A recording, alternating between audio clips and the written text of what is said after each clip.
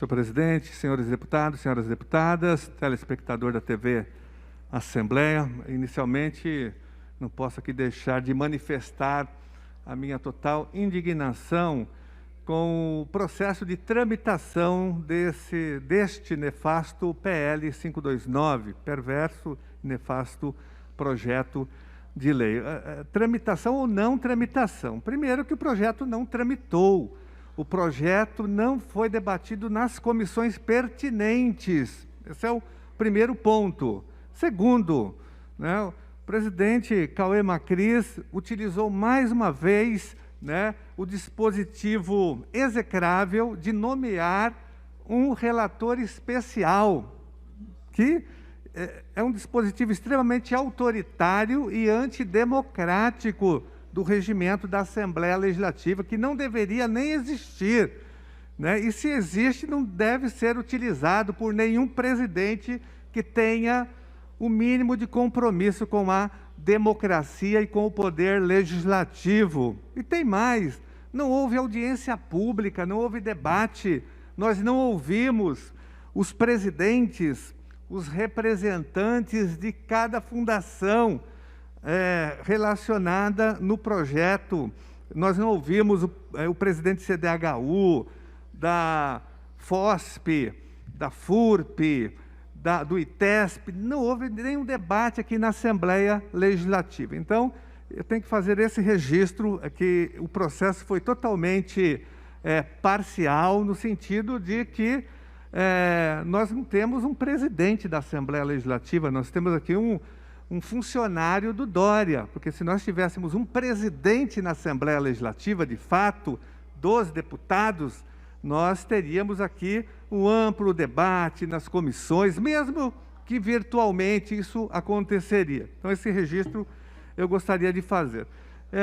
Inicialmente, eu gostaria também de denunciar aqui uma farsa nesse parecer que foi apresentado pelo relator especial, Alex da Madureira, que, na verdade, é o relatório do Carlão Pignatari, uma cópia, Mas aqui tem um truque, tem uma pegadinha, que tem que ser denunciada em relação às universidades. O governo disse que livrou as universidades, porque ele sabe muito bem que o artigo 14 é inconstitucional, e que esse projeto será barrado na Justiça caso ele seja aprovado com a redação original. Então, o que o governo fez aqui para disfarçar e enganar a sociedade e também ludibriar a própria Assembleia Legislativa, ele alterou o artigo 3º, aqui colocou um parágrafo livrando as universidades do confisco do superávit dos fundos, Só que ele mantém aqui o artigo 6º, no final, aqui nas disposições transitórias, o artigo 6º, ele mantém o confisco desse superávit de 2019, onde a universidade conseguiu não economizar, mas onde ela conseguiu guardar algum recurso para enfrentar a adversidade que está acontecendo exatamente agora, no ano de 2020, por conta da pandemia. Então, tem um golpe aqui. É importante que todos os deputados tenham consciência de que as universidades do Estado de São Paulo, a USP, a Unicamp e a Unesp, mais a FAPESP, estão dentro do projeto ainda, elas serão afetadas. E quando você ataca as universidades, num momento como esse, onde 40% da pesquisa realizada na área do coronavírus no Brasil é feita exatamente pelas 3 universidades, USP, Unicamp e Unesp. A USP sozinha é responsável por 20% da pesquisa realizada no Brasil. Então, o governo Dória está atacando a ciência, está atacando a pesquisa. É importante que os deputados conheçam essa farsa desse relatório, principalmente em relação às universidades. Praticamente nada mudou. As universidades continuam sendo prejudicadas.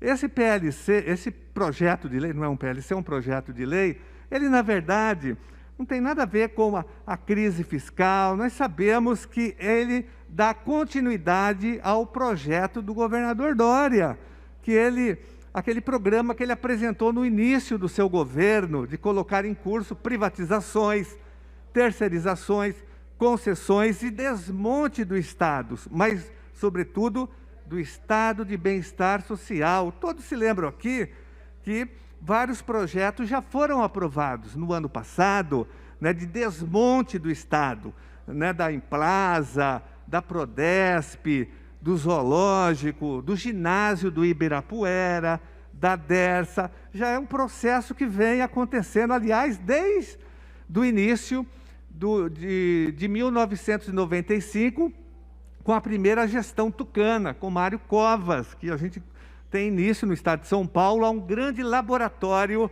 neoliberal de Estado mínimo, de privatizações e de desmonte do Estado. Isso vem acontecendo desde 1995, com Covas, Alckmin, Serra, Goldman, depois novamente com o Alckmin em mais 2 mandatos. E o Dória acelera esse processo e aproveita a pandemia, né? Ele se inspira no ministro que é contra o meio ambiente, o Ricardo Salles, que inclusive agora sofreu uma derrota importante na Justiça. A Justiça Federal revogou, entrou com uma ação contra as 2 resoluções que ele conseguiu aprovar no CONAMA, que é um órgão totalmente controlado pelo governo e pela especulação imobiliária. Então a Justiça derrubou aquelas 2 resoluções que colocavam em risco os manguezais e as restingas. Então foi uma vitória importante do povo brasileiro. Mas ele se inspirou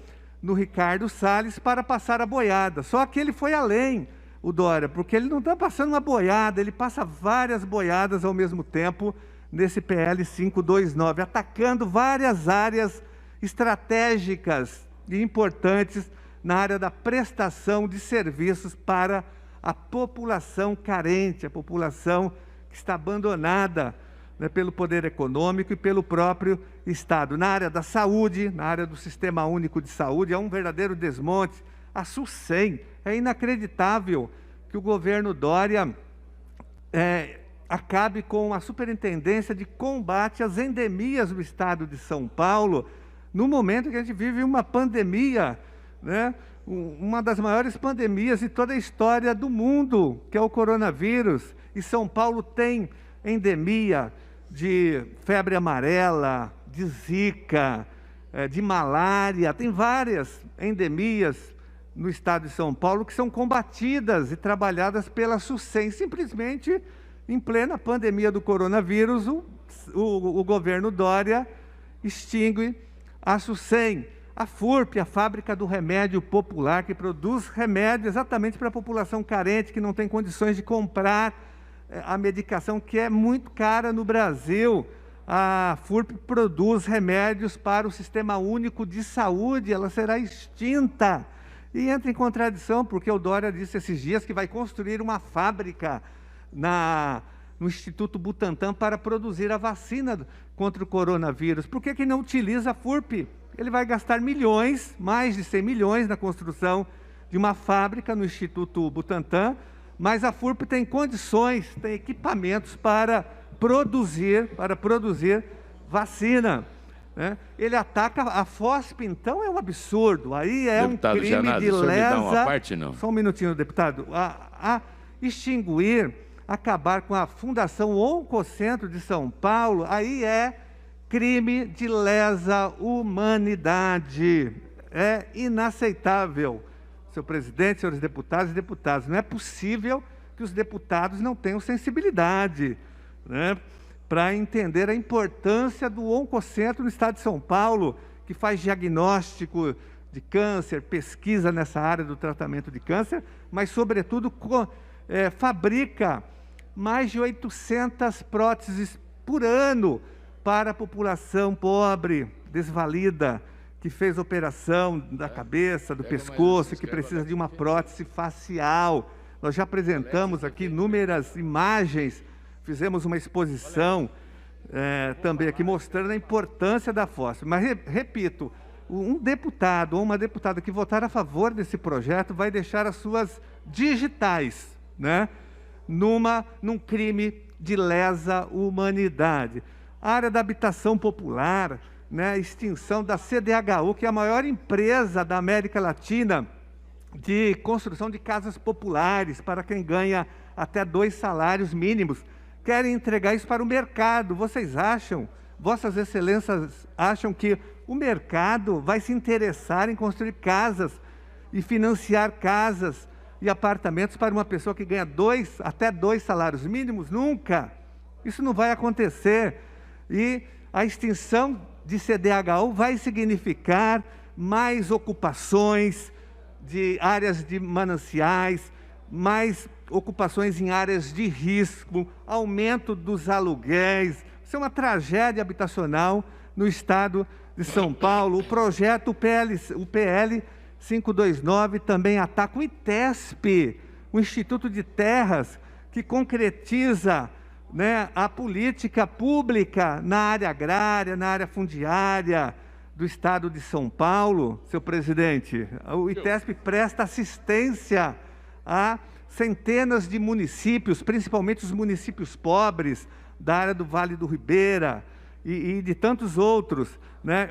Dá assistência técnica às famílias ribeirinhas, quilombolas, à agricultura familiar. O ITESP tem uma função importante no estado de São Paulo, tanto é que foi encaminhado aqui para os deputados, todos receberam um documento de vários ex-secretários de Justiça do próprio PSDB assinando um documento contra a extinção do ITESP. Enfim, o projeto é um pacote de maldades. Aqui eu acho que o Dória leu bem o Maquiavel, que diz que o governante, quando ele vai fazer a maldade, tem que fazer tudo de uma vez. E ele fez tudo de uma vez. Ele leu e entendeu Maquiavel, né? Agora, é um projeto que tem vários artigos inconstitucionais. A securitização, ela é evada de inconstitucionalidade, né? Tem a questão dos fundos, esse ataque, essa descaracterização dos fundos especiais. Então, vai ser uma tragédia o confisco de vários fundos, até mesmo do TJ, do Ministério Público. A Defensoria Pública, então, será uma das instituições mais afetadas pelo PL 529, até mesmo os fundos previdenciários dos advogados do IPESP, dos cartorários do IPESP, que são 2 fundos já golpeados historicamente pelo governo do PSDB e também pela própria Assembleia Legislativa. Uma reforma tributária contra o povo do estado de São Paulo. Haverá o aumento dos impostos e não haverá taxação das grandes fortunas, das grandes heranças do estado de São Paulo. Não haverá cobrança de IPVA para quem compra um helicóptero, uma lancha e um iate. É uma reforma tributária contra o povo, contra a população do estado de São Paulo. Tem um ataque brutal a todos os servidores públicos em relação ao IANSP. Haverá aumento da contribuição, que na prática será um grande confisco salarial para os servidores de várias secretarias, sobretudo os da educação. Haverá demissão em massa de trabalhadores e trabalhadoras. Quase 6 mil pessoas serão praticamente demitidas, seu presidente. É um verdadeiro atraso, um verdadeiro crime. O que vai acontecer em plena pandemia, quando a população mais precisa do Estado, da mão do Estado, para ajudá-la, o Dória dá esse golpe mortal, extinguindo, repito, fundações, instituições importantes do estado de bem-estar social de São Paulo. É disso que se trata o 529. Não tem nada de ajuste fiscal, tudo mentira, porque se quisesse fazer ajuste fiscal, mudaria a política de desoneração fiscal, cobraria a dívida ativa, que já passa de 340 bilhões de reais, com sobretudo das grandes empresas do ramo frigorífico, das empresas de telefonia, que são as grandes devedoras, mas o governo não ataca porque não é uma crise fiscal. Na verdade, trata-se de um desmonte criminoso do estado de bem-estar social. Então, faço um apelo aqui aos deputados e deputadas para que votem contrariamente ao PL. Não tem nada que se salve nesse PL 529. Eu fico, para concluir só, eu fiquei aqui pensativo sobre o que disse a deputada Isa Pena. O que faz um deputado de grupo de risco estar aqui até esse horário, correndo um sério risco de ser contaminado pelo coronavírus? Será que são, como aqui está se ventilando nos corredores, que cada deputado que votar a favor vai ter 30 milhões de reais em emendas parlamentares? É o que se fala. Será que é isso que move um deputado do grupo de risco a ficar na Assembleia Legislativa até esse horário, correndo um sério risco de se contaminar nesse ambiente extremamente abafado? Para concluir, deputado Janazzi. Muito obrigado, senhor presidente. Obrigado.